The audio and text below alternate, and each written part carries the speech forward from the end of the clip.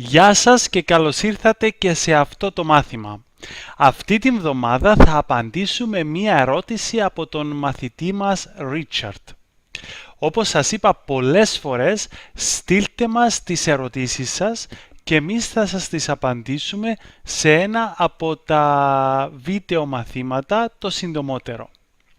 Λοιπόν, ο Richard μας ρώτησε ποια είναι η διαφορά των λέξεων παρακολουθώ και ακολουθώ.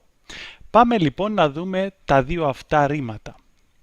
Λοιπόν, αρχίζουμε με το ρήμα παρακολουθώ. Ας δώσουμε κάποια παραδείγματα χρήσης αυτού του ρήματος.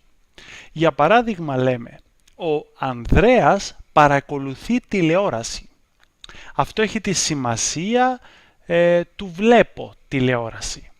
Το ρήμα παρακολουθώ έχει βέβαια λίγο διαφορετική σημασία, αφού όταν το χρησιμοποιούμε θέλουμε να πούμε ότι βλέπουμε κάτι με μεγάλη προσοχή.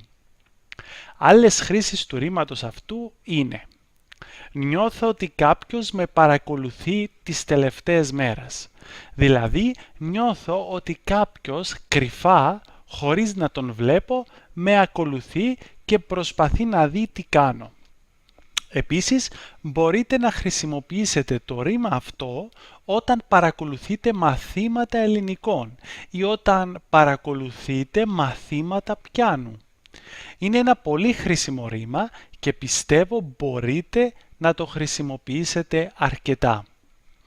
Από την άλλη, το ρήμα ακολουθώ έχει διαφορετική σημασία σε κάποιες περιπτώσεις, αλλά και παρόμοια σε κάποιες άλλες. Για παράδειγμα, στο παράδειγμα που δώσαμε πιο πάνω, νιώθω ότι κάποιος με παρακολουθεί τις τελευταίες μέρες, μπορείτε να πείτε νιώθω ότι κάποιος με ακολουθεί τις τελευταίες μέρες. Παρόλα αυτά όμως, εκτός από αυτό το παράδειγμα, η σημασία του ακολουθώ είναι διαφορετική. Ας δώσουμε κάποια παραδείγματα. Έφυγε από την Ελλάδα και μετά τον ακολούθησε η οικογένειά του. Δηλαδή, τον συνόδευσε η οικογένειά του. Άλλο παράδειγμα είναι μετά τον χειμώνα ακολουθεί η άνοιξη. Δηλαδή, κάτι εμφανίζεται μετά από κάτι άλλο.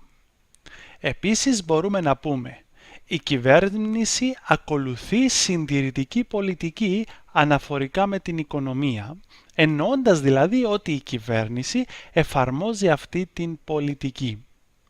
Αυτά για σήμερα.